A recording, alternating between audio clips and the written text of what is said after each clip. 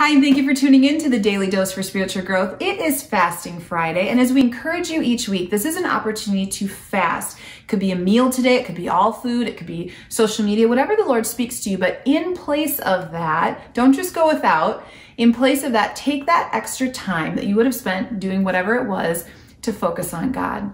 I encourage you to spend maybe some time reading His Word. I encourage you to read Ruth or whatever book of the Bible you're studying. I encourage you to spend some time talking to God, sharing your heart with Him, talking things through. And I also encourage you to take some time to listen.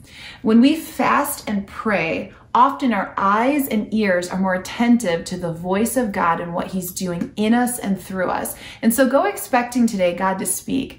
Now, with that in mind, we've been working through the book of Ruth. We're in chapter 2 this week.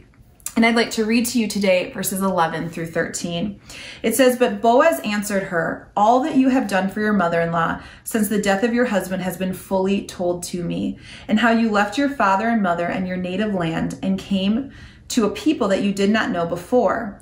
Remember, we've been talking this week about how her reputation preceded her. And here we have insight that Boaz knew even more than just her work ethic, but he actually knew what she had done in following Naomi. In verse 12, it says, "The Lord repay you for what you have done, and a full reward be given you by the Lord, the God of Israel, under whose wings you have come to take refuge."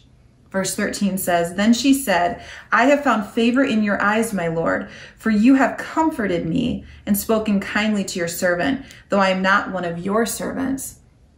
I want to focus on verse 13 initially. Here she shows a little bit into the state that she's in. Let's remember, she finds herself here in his land, on his land, because she lost her husband. She lost her brother-in-law. She lost her father-in-law.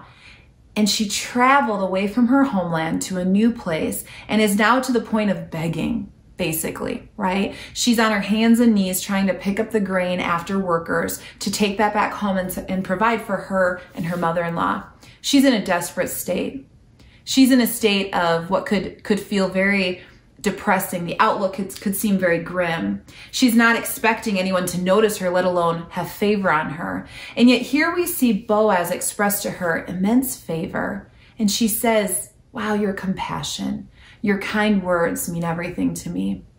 I want us to think today as we're praying and fasting about being a noticer. I know Pastor spoke about that during this Ruth series, but really, who has God placed in your life that's a Ruth? Who in your sphere of influence, in your sphere of knowledge, awareness, have you heard maybe even recently, maybe even today, that's in need, that's struggling? Could be emotionally, physically, relationally, physically, whatever it may be.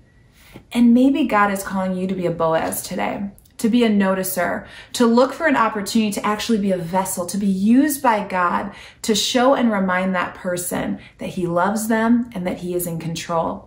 Ask God as you are praying and fasting today to reveal people to you that you can bless, that you can be the vessel that He shows His favor on them. What a rewarding thing to do. I want to thank you so much for tuning in today. We hope to see you again tomorrow for another daily dose for spiritual growth.